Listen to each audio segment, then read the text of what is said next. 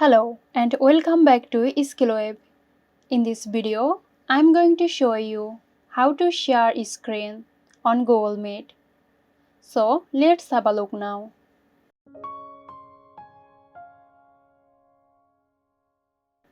Access Google Meet through your web browser or the Google Meet app. Join an existing meeting or start a new one by entering the meeting code or using a meeting link. Once in the meeting, ensure your camera and microphone settings are adjusted as needed. To share your screen, locate the Present Now button at the bottom right corner of the screen.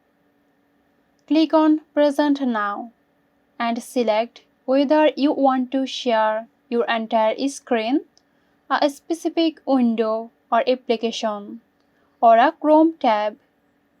Click on your choice to begin sharing. Your screen is now being shared with meeting participants.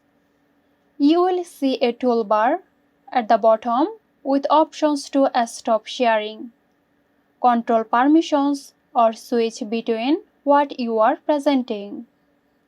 To stop sharing your screen, click on the Stop Presenting button on the bottom toolbar. Confirm the action.